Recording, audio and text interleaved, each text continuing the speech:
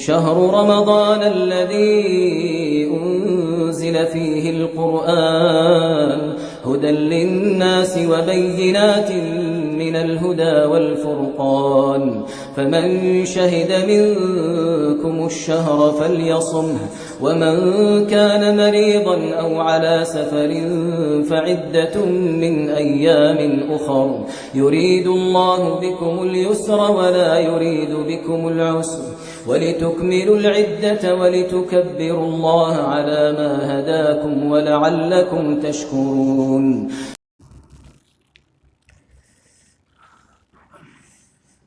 الحمد لله والصلاة والسلام على رسول الله أما بعد أعوذ بالله من الشيطان الرجيم إذا جاء نصر الله والفتح ورأيت الناس يدخلون في دين الله أفواجا فسبح بحمد ربك واستغفره إنه كان توابا.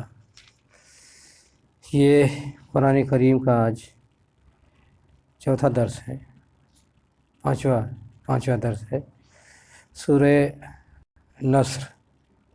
یہ صورت مدنی ہے اور مکمل صورت کے اعتبار سے یہ آخری صورت ہے جو نبی اکرم صلی اللہ علیہ وسلم پر نازل ہوئی. یہ 114 صورتوں میں یہ آخری صورت ہے، صورت نمبر 114 نزول کے اعتبار سے.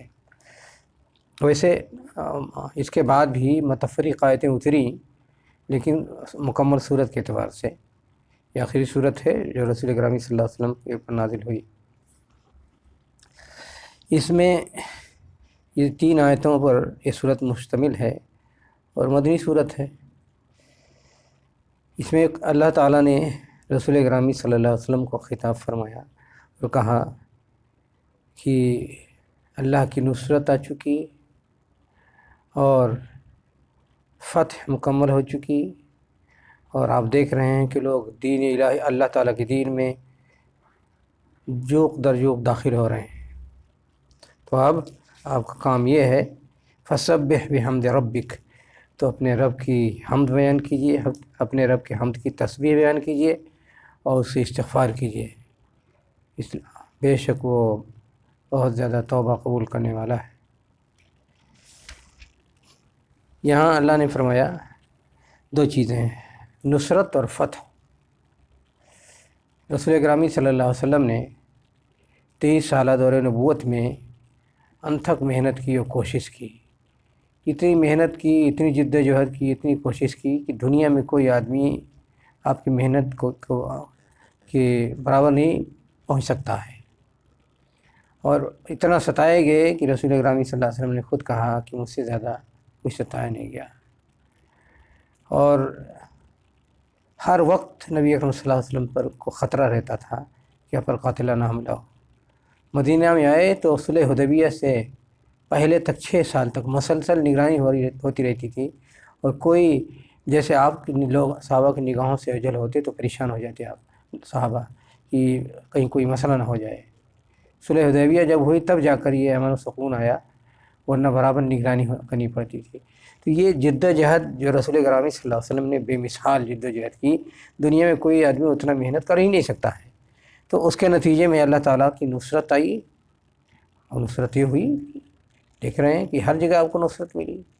کفار پہ آپ کو کے خلاف مدد ملی، منافقین کے خلاف مدد ملی، یہود کے خلاف مدد ملی، نصارہ کے خلاف مدد ملی.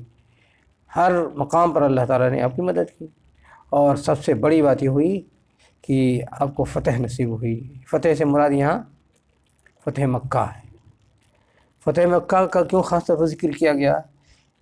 فتح مکہ کا ذکر اس لیے کیا گیا کہ آپ کی نصرتیں، آپ کی کامیابیاں لوگ دیکھ رہے تھے، لیکن بہت سے لوگ رکے ہوئے تھے، انتظار کر رہے تھے کہ مکہ والوں کا کیا رویہ ہوتا ہے،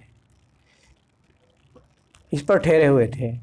تو جب مکہ کو نبی اکرم صلی اللہ علیہ وسلم نے فتح کیا تو پھر سارا عربین پیننسولا، جزیرۃ العرب، جو جتنا آج بڑا سعودیہ ہے اس سے بڑا تھا رسول گرامی صلی اللہ علیہ وسلم کے زمانے میں. پورا عربین پیننسولا، اور میں اس وقت جتنے ہیں گلف کنٹری پورے، اور یہ یمن، یہ سب، اور کچھ نہ کچھ ایریا ادھر کا سوریہ کا، یہ سب ایریا میں نبی اکرم صلی اللہ علیہ وسلم کو فتح کامیاب حاصل ہوئی۔ دیکھیے، اندازہ لگائیے کہ کہاں 10 سال پہلے آپ مکہ سے نکلے تھے اور لک چھپ کے نکلے تھے، اور آپ کی جان لینے کے لیے سارے عرب گھات لگائے بیٹھے تھے کہ قتل کریں اور بہت بڑا انعام حاصل کریں مکہ والوں سے۔ جدھر سے جہاں بھی جس کو موقع ملا اعلان ہو چکا تھا، لیکن اللہ کی مدد آئی، اور وہی جو 10 سال پہلے بے یار و مددگار نکلے تھے، 10 سال کے بعد اتنی بڑی، آج جتنا بڑا سعودیہ ہے، سعودیہ جانتے ہیں تو 20,000 مربع کلومیٹر میں ہے، اس سے بڑا، یعنی تقریباً یمن کو، پورے گلف کو ملا لیجئے تو سب پر حکومت نبی اکرم صلی اللہ علیہ وسلم کی قائم ہو گئی۔ تو یہ نصرت ہے کہ نہیں نصرت؟ یہ اللہ کی سب سے بڑی نصرت ہے۔ آپ کا مشن مکمل ہو گیا، نبوت کی جو ذمہ داری اللہ تعالیٰ نے آپ کے اوپر دی تھی، ڈالی تھی، وہ بحسن طریق آپ نے نبھایا، پورا کیا، اور اللہ تعالیٰ نے اس صورت کے ذریعے نبی اکرم صلی اللہ علیہ وسلم کی مشن کی تکمیل پر مہر لگا دی کہ آپ کی جو ذمہ داری سونپ گئی تھی آپ نے پوری کر دی۔ اور جب حجۃ الوداع میں آپ نے اعلان کر دیا کہ دیکھو اگلے سال میں آپ سے شاید تم لوگوں سے نہ مل سکوں، اور یہ کہ یاد رہو، گواہی لی لوگوں سے کہ بتاؤ جو ہمیں اللہ تعالیٰ نے نبوت دی تھی، جو ذمہ داری دی تھی، میں نے پورا کیا نہیں پورا کیا؟ تو لوگوں نے کہا پورا کیا، تو آپ نے انگلی اٹھا کر آسمان کی طرف کہا اللہم فاشہد، اللہ تعالیٰ گواہ رہی۔ تو یہ سب نصرت ہی تو ہے۔ تو یہ نصرت اس طرح پوری ہوئی، فتح مکہ ہوا، مکہ فتح کیا اللہ کے رسول صلی اللہ علیہ وسلم نے، اور وہ بھی کس شان کے ساتھ۔ نبی اکرم صلی اللہ علیہ وسلم مدینہ سے چلے تو آپ کے ساتھ 4,000 کی فوج تھی، پھر جتنے آپ کے ساتھ حلیف قبائل تھے سب آتے گئے، جب مکہ پہنچے تو آپ کے ساتھ 10,000 کی فوج تھی۔ 10,000 کی فوج، اور اتنا منظم ڈھنگ سے پورے عربین پیننسولا میں کبھی دیکھا ہی نہیں تھا لوگوں نے۔ پھر جب جا کر مرو زہران میں نبی اکرم صلی اللہ علیہ وسلم نے خیمہ ڈال دیا، اور وہاں پر آپ نے فرمایا کہ ہر آدمی الگ الگ چولہا جلائے، اور 10 آدمیوں نے 10 جگہ آگ جلایا، اور مکہ والوں نے دیکھا تو ایسے ہوش ان کے اڑ گئے، ان کو شکست خوردہ اتنے ہو گئے کہ سوچا بھی نہیں کہ مقابلہ کریں۔ تو یہ اس طرح مکہ فتح ہو گیا۔ کچھ تھوڑا بہت جو وہاں موجود تھے، جیسے اکرمہ اور دوسرے لوگوں نے کچھ تھوڑی بہت آ کر کے لڑنے کی کوشش کی، مقابلہ کیا، کچھ لوگ مارے گئے، ورنہ بغیر کسی الجھن و پریشانی کے نبی اکرم صلی اللہ علیہ وسلم نے 2-3 راستے سے مکہ میں داخل ہو گئے۔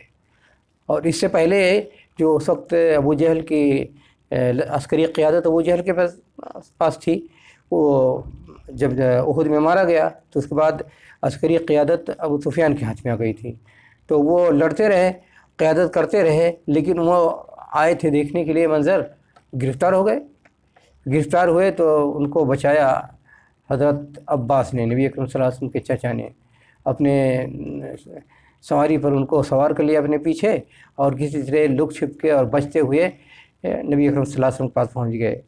اور صحابہ کو پتہ چلا، خاص طور پر حضرت عمر کو، تو یہ تھا کہ اچھا یہ بغیر کسی امان کے معاہدہ توڑا تھا، بغیر کسی امان کے پکڑے گئے ہیں، اس سے پہلے کہ اللہ کے رسول صلی اللہ علیہ وسلم کے پاس پہنچے ان کا خاتمہ کر دیا جائے۔ لیکن کسی طرح حضرت عباس بچا کر لے گئے وہاں، تو وہاں پہنچے تو نبی اکرم صلی اللہ علیہ وسلم نے ان کو امان دی، پھر ان کو سارا منظر دکھایا، ان کے دل میں کہا اب بھی کوئی شبہ باقی ہے دل میں اسلام کے بارے میں، کہا ابھی کوئی شبہ باقی ہے؟ تو آخرکار تسلیم کیا کہ نہیں، اسلام کی سچائی تسلیم کرتے ہیں۔ پھر وہاں سے جب گئے تو ان کی بیوی ہند نے گریبان پکڑ کے مارنا شروع کیا، کہتے ہیں بزدل ہو، مقابلہ نہیں کر سکے، آگے ہو خام کا اثر جھکا کر کے۔ لیکن اب وہ جو صورتحال تھی، جو واقعہ تھا، وہ کیا کر سکتے تھے؟ خیر داخل ہوئے، نبی اکرم صلی اللہ علیہ وسلم نے امان دیا اور اعلان کیا کہ سب کو معاف کیا جاتا ہے، فلاں کے گھر میں جو پناہ لے لے اس کو معاف کر دیا جائے گا، کعبے میں پناہ لے لے اس کو معاف کر دیا جائے گا، ابو سفیان کے گھر میں جو پناہ لے لے ان کو معاف کر دیا جائے گا۔ اس طرح ان کی ہمت افزائی بھی ہوئی، ان کی لیڈری اور سرداری بھی، اللہ کے رسول صلی اللہ علیہ وسلم ان کا مان رکھ لیا، تو شریعت صدر کے ساتھ سب مسلمان ہوئے۔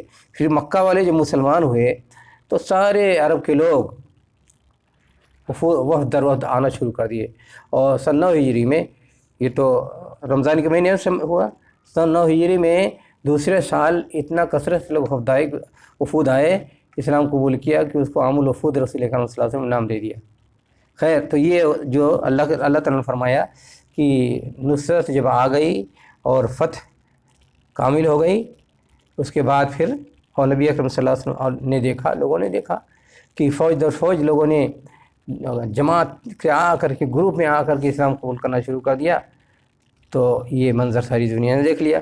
تو اللہ تعالیٰ نے نبی اکرم صلی اللہ علیہ وسلم کو خطاب کیا، جب یہ ہو گیا، نصرت بھی آ گئی، فتح بھی مل گئی، لوگ دین میں داخل ہو گئے، اب اس کے بعد کہا آپ کا مشن مکمل، فسبح بحمد ربک واستغفرہ ہو، اب آپ کو جد جہد جو کرتے رہتے تھے اور مشن آپ کا پورا ہو چکا ہے، مشن تمام ہو چکا ہے، اب آپ اللہ تعالیٰ کے بیٹھ کر تسبیح بیان کیجئے، حمد بیان کیجئے، استغفار کیجئے۔